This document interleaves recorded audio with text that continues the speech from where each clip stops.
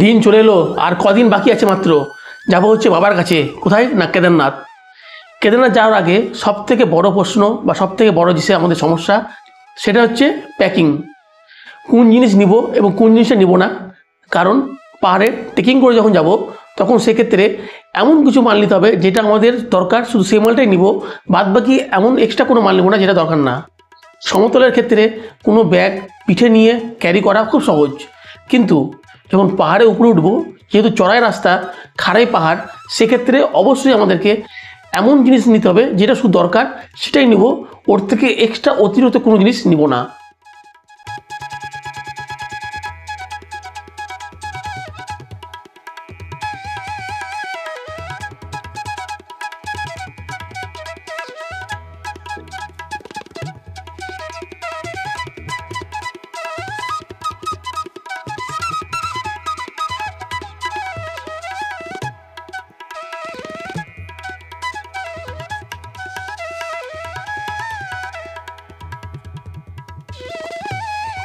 তো সেক্ষেত্রে আমি আমার প্যাকিংটা কীভাবে করি, আমি সাধারণত সকালবেলা ঘুম থেকে উঠে এবং দিনের শেষ পর্যন্ত কি কি আমার করতে হয়, কী কী জিনিস লাগে, সেগুলো একটা লিস্ট করে নিই।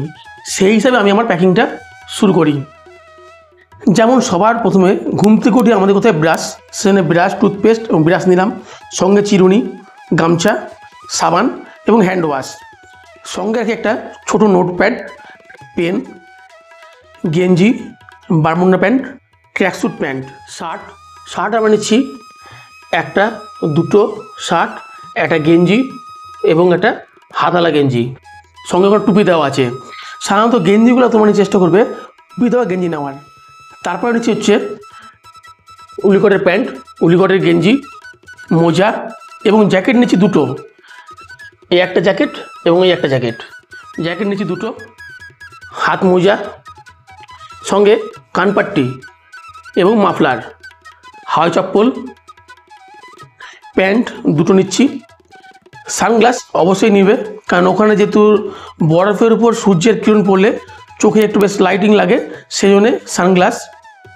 মাস্ক, আধার কার্ডের অরিজিনাল এবং জেরক্স, পাওয়ার ব্যাংক, রুমাল, টুপি, সঙ্গে নিবে ক্যারি ব্যাগ, নিলাম মুভ, এবং আমার একটু অ্যাস্থমা প্রবলেম আছে সেই জন্য ইনহেলার দুটো, লেবুনিন বডিকট, ঘড়ি, identity card, money bag, selfie stick, কর্পূর।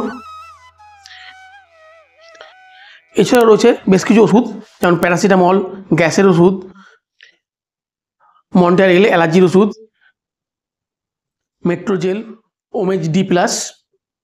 এসব ওষুধগুলো নিলে যেগুলো এমার্জেন্সি দরকার। এছাড়াও তোমাদের রোজকার যেসব ওষুধ দরকার, যেটা তোমরা খাও বা নাও, সেই ওষুধগুলো অবশ্যই সঙ্গে নিয়ে নেবে। একটা খারাপ কাপড় এবং মোবাইল চার্জার, হেডফোন এবং জুতোর ক্ষেত্রে আমি এই জুতোটা নেব। এটা পুমা থেকে কিনা, পুমার শোরুম থেকে, এবং এর গ্রিপটা মোটামুটি ভালো গ্রিপ আছে, কিন্তু এটা ওয়াটারপ্রুফ না, তবুও কিছু করার নেই, এখন ওয়াটারপ্রুফ জুতো কেনা হয়নি আমার। তো এই জুতোটাই আমি নিয়ে যাবো সঙ্গে করে। এবং তার সঙ্গে নেবো এরকম একটা ছোটো ব্যাগ, এখানে মোবাইল, মানি ব্যাগ, সমস্ত কিছু এর মধ্যে ঢুকিয়ে, মেডিসিন, সমস্ত কিছু ছোটোখাটো জিনিসগুলো যেগুলো সবসময় দরকার এর মধ্যে ঢুকিয়ে নিয়ে আমি ক্যারি করব। আর ছোটোখাটো নোংরা মোছার জন্য একটা নোংরা কাপড়, জলের বোতল, বেল্ট, এবং তোমাদেরকে বললাম ঘড়ি যদি স্মার্ট ওয়াচ থাকে তাহলে স্মার্ট ওয়াচে নেওয়ার চেষ্টা করবে, কারণ এখানে অনেক কিছু আমাদের অক্সিজেন লেভেল অনেক কিছু দেখা যায়। সেখানে বলবো যদি স্মার্ট ওয়াচ থাকে তাহলে স্মার্ট ওয়াচটাই নেওয়ার চেষ্টা করবে। মোবাইল এবং এই সমস্ত কিছু নেওয়ার জন্য আমরা নিচ্ছি এই ব্যাগটা। এটা হচ্ছে ট্রেকিং ব্যাগ। যদিও মানে একটা অ্যাকচুয়ালি ব্যাগটা অনেক বড় হয়ে যাচ্ছে, এর থেকে ছোটো ব্যাগ হলে ভালো হতো, কিন্তু আমার কাছে এখন আপাতত এই ব্যাগটাই আছে, সেই জন্য এই ব্যাগটাই আমরা নিয়ে যাচ্ছি। সেই সঙ্গে কেদারনাথ যাওয়ার জন্য পারমিশনটা বের করেছি অনলাইনে, সেই পারমিশনের পেপারটা। এছাড়াও ট্রেনে যে আমরা টিকিট কেটেছি, সেই ট্রেনের টিকিটগুলো প্রিন্ট আউট বের করে নিয়েছি, সেই ট্রেনের টিকিটের প্রিন্ট আউট করে নিয়েছি সেই পেপারটা। আমরা যেহেতু একটা ট্রেন টিকিট পাইনি, সেই জন্য কী করেছি, আমরা প্রথমে যাচ্ছি হাওড়া থেকে যাচ্ছি দিল্লিতে নেমে আমাদের আবার 3:30টার সময় একটা ট্রেন আছে, কিন্তু দিল্লিতে নেবে যদি সঙ্গে সঙ্গে আমরা বাস পেয়ে যাই তাহলে আমরা ওই বাসে করে ওখান থেকে রওনা দিয়ে দেবো।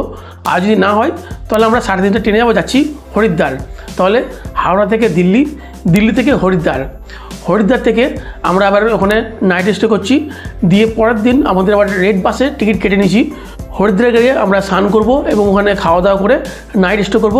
রাত্রি কাটানোর পর দিন ভোরবেলা আবার 5:30টার সময় আমাদের হরিদ্বার থেকে রেড বাসে হরিদ্বার থেকে সোনপ্রয়াগ পর্যন্ত বাসের টিকিট কেটে নিয়েছি এবং তাতে আমাদের ভাড়া পড়েছে 1050 টাকা করে।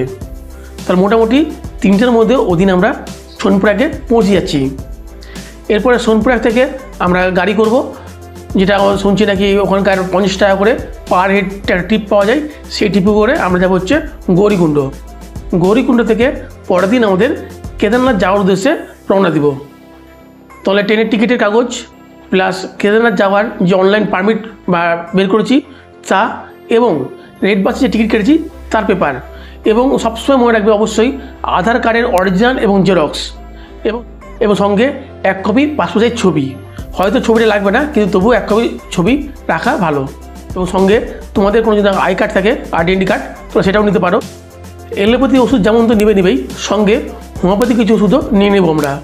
হোমিওপ্যাথি কিছু ওষুধ পাওয়া যায় যা আমাদের ওখানকার সেই সময়টা শ্বাসকষ্ট হলে অক্সিজেন লেভেলটা কমে গেলে সেটাকে আমাদের সাধারণত মেকআপ দেওয়ার চেষ্টা করে। সেনে ওই ক্ষেত্রে একটা হোমিওপ্যাথি ওষুধ পাওয়া যায়, নামটা আমার ঠিক মনে পড়ছে না এখন, তো সেই ওষুধও নিয়ে নেবো। এবং সঙ্গে রাখবো এই কর্পূরটা আমাদের অনেক হেল্প করে, কারণ সেই চড়াই রাস্তাতে আমাদের শ্বাসকষ্ট হয় এবং অক্সিজেন লেভেলটা অনেকটা কমে যায়। কিন্তু কর্পূর সেই সময় যদি আমরা নিয়ে ইনহেল করি তাহলে অক্সিজেনের লেভেলটা সাধারণত অক্সিজেনটা অ্যাবজর্ব বেশি করে এবং অক্সিজেন লেভেলটা আমাদের শরীরে বাড়ানোর চেষ্টা করে। সেই জন্য অবশ্যই সঙ্গে একটা কর্পূর নিয়ে নেবে। আচ্ছা, পাওয়ার ব্যাঙ্কটা যে বলছিলাম নিবে, কেন নিবে? ওখানে কিন্তু সবসময় চার্জিং পয়েন্ট একটাই থাকে, সবসময় চার্জিং করতে অসুবিধা হতে পারে, সেই জন্য অবশ্যই একটা পাওয়ার ব্যাঙ্ক সঙ্গে নিয়ে নেবে। এছাড়া সঙ্গে নিচ্ছি হচ্ছে ড্রাই ফ্রুট, কিছুটা ড্রাই ফ্রুট নিয়ে নেবে। সঙ্গে অবশ্যই রাখবে খেজুরটা এখন আমার কাছে নেই, খেজুরটা কিনতে হবে আমাকে, খেজুর নেবো। এছাড়া কিছু মানে টিফিন করার জন্য যেমন চিড়ে, কেক, আর অবশ্যই সঙ্গে রাখবে চকলেট বেশ কিছু, চশমা, এবং খাবার যদি তোমাদের কোনো সমস্যা হয়ে থাকে দাঁতের ক্ষেত্রে তাহলে একটা টুথপিকার, এগুলো নিতে পারো। এই যে সমস্ত জিনিস দেখালাম এর মধ্যে আমাকে আর একটা জিনিস নিতে হবে, সেটা হচ্ছে রেনকোটটা আমি ওখানে গিয়ে কিনবো এবং ওখানে গিয়ে নিবো একটা লাঠি।